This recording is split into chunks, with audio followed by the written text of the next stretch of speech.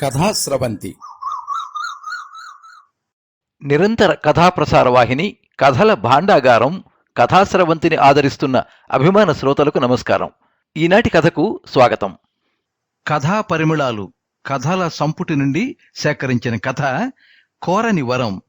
రచన శ్రీమతి తెలికిచెర్ల విజయలక్ష్మి. వినిపిస్తున్న వారు పప్పు భోగారావు. శ్రీమతి తెలికిచెర్ల విజయలక్ష్మి స్వస్థలం కరవంజ గ్రామం, శ్రీకాకుళం జిల్లా. ప్రస్తుత నివాసం హైదరాబాద్. తొలి విడత కరోనా సమయంలో తల్లి చనిపోయిన దుఃఖంలో సాహితీ సమూహంలో చేరి వచ్చిన ప్రతి అంశానికి కథలు రాస్తూ ఈ 2 సంవత్సరాల కాలంలో చాలా కథలు రాయగలిగారు. విశాలాక్షి, విశాఖ సంస్కృతి, సహరి, సాహితీ కిరణం, హాస్యానందం వంటి పత్రికలలోనూ మరియు దండన్రాజ్ ఫౌండేషన్ ద్వారా చిరు నవలకు బహుమతులు లభించాయి. ఈ కథనం మీకు నచ్చినట్లయితే ఈ వీడియోని లైక్ చేయండి, మీ మిత్రులకు షేర్ చేయండి, మీ అభిప్రాయాన్ని కామెంట్స్లో తెలియజేయండి. మీరు మొదటిసారి ఈ ఛానల్లో కథ వింటున్నట్టయితే ఈ ఛానల్ని సబ్స్క్రైబ్ చేసుకోండి. పక్కనుండే బెల్ ఐకాన్ని తప్పకుండా నొక్కండి. ఈ ఛానల్ ద్వారా వినిపించే కథలు, కబుర్లు, వ్యాసాలు అన్నీ ఎప్పటికప్పుడు మీకు అందజేయబడతాయి.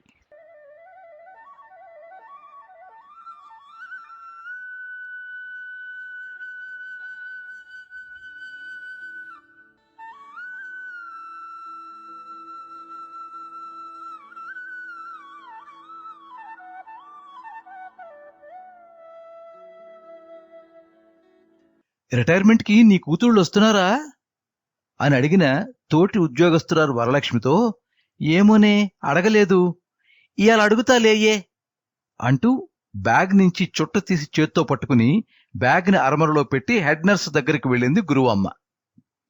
చేతిలో చుట్టను చూసిన హెడ్ నర్స్ నవ్వుతూ, గురువు, ఎప్పుడో ఒకరోజు నోరు కాల్చుకుంటే గాని ఆ చుట్టలు కాల్చడం మానవు.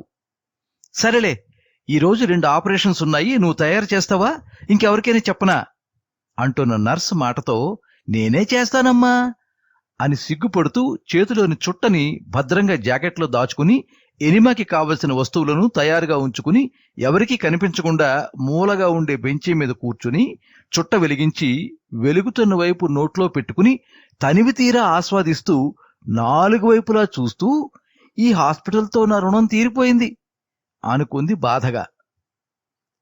అటుగా వచ్చిన ఆయా గురువమ్మను చూసి, గురువు, రోగుల పనులన్నీ మహా నాజుగ్గా చేస్తావు, డబ్బులెవరిని అడగవు, ఇచ్చినా పుచ్చుకోవు, ఇక్కడ అందరికీ నువ్వొక దేవతవైపోయావు, అయినా ఇంకెన్నాళ్ళులే నీ భోగం, ఎలాగూ రిటైర్ అయిపోతావు కదా అంటూ ఆమె అక్కసు వెళ్ళగక్కుతూ ఉంటే చిరునవ్వే సమాధానంగా ఇచ్చింది గురువమ్మ. పదవీ విరమణను తలుచుకుని మనసు భారం అవుతూ ఉంటే రాత్రి పిల్లలకి ఫోన్ చేసి పిలవాలి అనుకుంటూ పేషెంట్ వద్దకు చేరుకుంది. హలో తల్లి, ఎల్లుండి నా రిటైర్మెంట్ అని తెలుసు కదా, మీ కుటుంబం అంతా రండమ్మా అని పక్క ఊర్లో ఉన్న పెద్ద కూతురికి ఫోన్ చేసింది గురువమ్మ. రావటానికి అవదమ్మా, పిల్లడికి హాఫ్ ఇయర్లీ పరీక్షలు అవుతున్నాయి. పోనీ మా ఆయన్ని పంపించుదామంటే ఆయనకి రేపు క్యాంపుకు వెళ్ళక తప్పదట. అయినా రిటైర్మెంట్ ఫంక్షన్కి వెళ్ళకపోయినా డబ్బు ఇచ్చేస్తారని మా ఆయన చెప్పారు, నువ్వు వెళ్ళవలసిన పని లేదు అని పెద్ద కూతురు సలహా ఇచ్చింది. 2 గంటల ప్రయాణపు దూరంలో ఉన్న చిన్న కూతురికి ఫోన్ చేసి, చిన్నమ్మా, నా రిటైర్మెంట్ ఫంక్షన్కి నువ్వు మీ ఆయన తప్పకుండా రండమ్మా అంది ఆ తల్లి. రావటం లేదమ్మా, ఇందాక అక్క ఫోన్ చేసి అమ్మ ఏదో గొప్ప ఉద్యోగం చేసినట్టు మురిసిపోతోంది, మంత్రసానితనం, మైలెత్తటం, ఇదే కదా అమ్మ చేసిన ఉద్యోగం. రిటైర్మెంట్ పార్టీకి వచ్చే వాళ్ళంతా ఆయాలు, దొడ్లు కడిగేవాళ్లే వస్తారు. వాళ్ళు పువ్వులు జల్లుతారు, రంగులు పూసి బాజా భజంత్రీలతో ఆటోలో అమ్మనింటికి దిగబెడతారు. మనం వెళ్ళలేము, అమ్మని కూడా వెళ్ళొద్దని నేను చెప్పాను, నువ్వు కూడా చెప్పు అని అక్క అంది అంటున్న చిన్న కూతురు మాటలకు గురువమ్మ మనసు చిన్నబోయింది. ఎంతో బాధ్యతగా 30 ఏళ్ల నుంచి ఉద్యోగం చేస్తూ బాత్రూములు కడిగినప్పుడు, రోగులు మైల ఎత్తినప్పుడు కలగని బాధ కూతురన్న మాటలతో కలిగింది. మనసు బాధతో మూలిగింది ఆ తల్లికి. గవర్నమెంట్ హాస్పిటల్లో వార్డు బాయ్గా పనిచేస్తున్న భర్త యాక్సిడెంట్లో చనిపోవడంతో పల్లెటూళ్ళలో ఉండే గురువమ్మ పట్నానికి చేరుకుని భర్త స్థానంలో ఉద్యోగం చెయ్యక తప్పలేదు. ఆమె చదివిన 5వ తరగతి చదువుకి ఆయా కన్నా పెద్ద ఉద్యోగం రాలేదు. అందరితో మంచిగా మసలుకుంటూ పిల్లల్ని మంచి స్కూల్లో చదివించుకుంది. కాలు ఈడ్చుకుంటూ కుంటి అని ఎవరు పిలిచినా పరిగెత్తుకు వచ్చే 6 ఏళ్ల పిల్లడు హాస్పిటల్ గడపలో పడుకుని ఎవరే పని చెప్పునే చేసే అనాథ.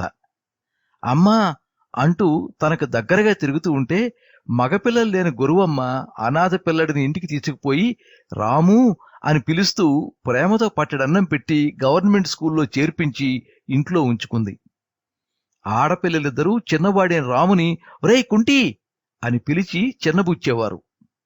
తప్పు, అలా ఎగతాళి చేయకండి, తల్లి తండ్రి లేని పిల్లాడు, వాడి మనసు కష్టపెట్టకండి అంటున్నా వినకుండా ఎగతాళి చేస్తూ వీడిని ఇంట్లో నుంచి పంపేయమ్మా, నీకొచ్చే జీతం మనకే చాలటం లేదు, వీడికి మేపడం ఎందుకు అంటూ సాధించేవారు.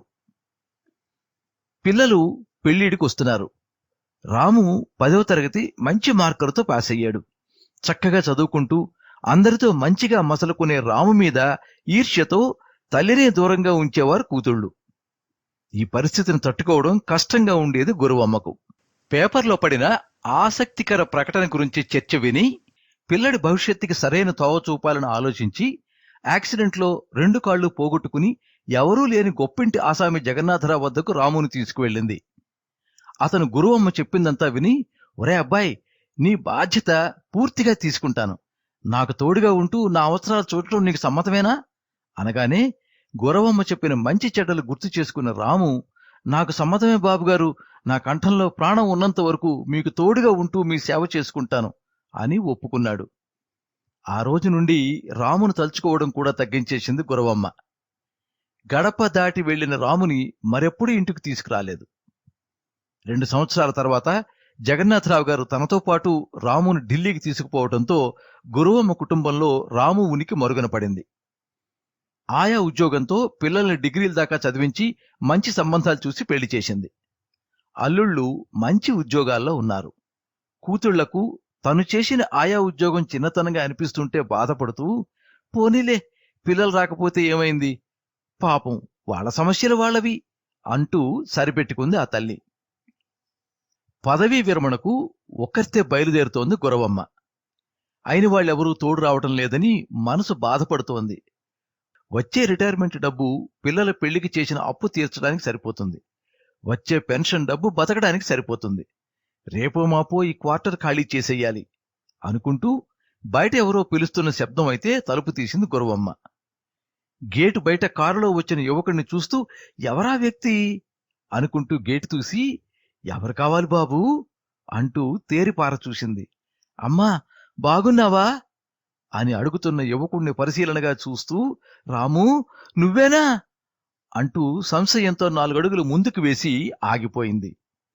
అవునమ్మా రామునే, ఎలా ఉన్నావు అంటూ దగ్గరకు వచ్చిన రాము చెయ్యి పట్టుకుని మురిపంగా చూసింది. అమ్మా నిన్ను నాతో తీసుకువెళ్లాలని వచ్చాను అంటున్న రాము మాటలకు మురిసిపోతూ నేను నీకేం చేశానని నన్ను తీసుకెళ్తావురా, 10వ తరగతి మంచి మార్కులతో పాస్ అయిన నిన్ను ఆ పెద్ద ఆయనకు అప్పచెప్పాను, తర్వాత మరెప్పుడు నిన్ను చూడ్డానికి కూడా రాని పాపిష్టిదాన్ని, మొదట్లో ఎప్పుడైనా నువ్వు ఎలా ఉన్నావోనని కనుక్కునేదాన్ని, తర్వాత పూర్తిగా నిన్ను మరిచిపోయిననే చెప్పాలి అంటూ బాధపడిందామె. రాము గురువమ్మ పక్కన కూర్చుంటూ అమ్మా తల్లిదండ్రులెవరో తెలియని నన్ను చేరదీసి అమ్మ ప్రేమను రుచి చూపించి నీకు చేతనైనంత చేశావు, నీకున్నంతలో విద్యాబుద్ధిని చెప్పించావు, అక్కలు నన్ను కుంటి అని పిలిస్తే నాకన్నా నువ్వే ఎక్కువగా బాధపడ్డావు, అక్కలకి నాకు మధ్య నలగలేక నన్ను ఒక మంచి మనిషికి అప్పచెప్పావు, ఎవరూ లేని ఆ పెద్దాయనను నేను జాగ్రత్తగా చూసుకున్నాను, నేను కలలో కూడా ఊహించలేనంత మంచి చదువు చదివించారతను, ఆయన ఎప్పుడూ నాతో నా దగ్గర డబ్బుంది, నీ దగ్గర తెలివితేటలున్నాయి, అవి ఉపయోగపడాలి, అందుకేనేమో ఆ భగవంతుడు నిన్ను నా దగ్గరికి చేర్చాడు అనేవారు. నేనిప్పుడు ఒక ఉన్నతమైన పదవిలో ఉన్నాను, అతని ఆస్తిని ఏదైనా మంచి పనికి ఉపయోగించమని నాకు అప్పచెప్పి కాలం చేశారాయన, ఇప్పుడు నాకు నీ సహాయం కావాలమ్మా అంటున్న రాముతో పెద్ద చదువులేని నేను నీకు ఎలాంటి సహాయం చేయగలను అంది దిగులుగా గురువమ్మ. అమ్మా నీ ప్రేమ వాత్సల్యం నాకు శ్రీరామరక్ష, ఆ పెద్ద ఆయన చెప్పినట్టు వృద్ధాశ్రమం కట్టించాలని అనుకుంటున్నాను, నువ్వు నా దగ్గర ఉంటే నేను అనుకున్నది సాధించగలను అంటున్న కొడుకుతో నాకు 60 సంవత్సరాలు వచ్చాయి, అయినా నాకు చాలా ఓపిక ఉంది, నీ బాధ్యతలో భాగమిస్తూ కోరని వరంలా నా దగ్గరకొచ్చావు. తప్పకుండా నీ వద్దనే ఉంటూ నీకు సహాయపడతాన్రా అంటున్న గురువమ్మతో రాము నవ్వుతూ, ఈరోజు నీ పదవీ విరమణ అని తెలిసిందమ్మా, నన్ను ఫంక్షన్కి రానిస్తావా అన్నాడు. ఫంక్షన్కి తోడెవరూ లేరు, ఒక్కరితోనే వెళ్లాలని బాధపడ్డాను. సమయానికి వచ్చి నా ఒంటరితనాన్ని దూరం చేశావు అంటున్న గురవమ్మ చెయ్యి పట్టుకుని కారులో కూర్చోపెట్టాడు రాము. కష్టమంతా ధారపోసి కూతుళ్ల బతుకులు చక్కబెడితే తనని తన ఉద్యోగాన్ని చిన్నచూపులు చూసిన కూతుళ్ల సంస్కారం ముందు రాము మహోన్నతంగా కనిపించాడు గురువమ్మకు. అమ్మా దిగు, హాస్పిటల్కి వచ్చేశాం అంటున్న రాము మాటతో కారు దిగి అడుగులు వేస్తున్న గురువమ్మకు పువ్వులు జల్లుతూ స్టాఫ్ అంతా సత్కరిస్తుంటే ఆశ్చర్యంగా, ఏంటిరా ఇది అంటూ రాము వైపు ప్రశ్నార్థకంగా చూస్తున్న గురువమ్మ వద్దకు హెడ్ నర్స్ వచ్చి, ఈరోజు కొత్త చిల్డ్రన్ స్పెషలిస్ట్ బాధ్యతలు తీసుకుంటున్నారని తెలుసు కదా, అతనే ఈయన. ముందిక్కడికి వచ్చి నీ సత్కారానికి స్వయంగా ఏర్పాట్లు చేసి నిన్ను తీసుకురావటానికి మీ ఇంటికొచ్చారు అంటూ నర్సు చెప్తున్న మాటలు వింటూ రాముని కంటి నిండా చూస్తూ ఉండిపోయింది గురువమ్మ.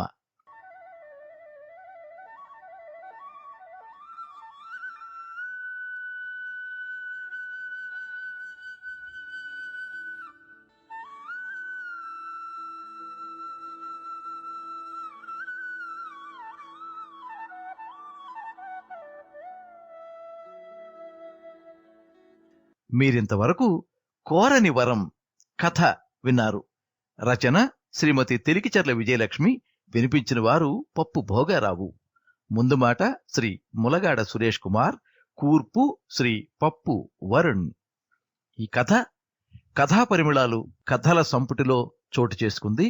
సంపాదకత్వం శ్రీ ఎన్కే బాబు.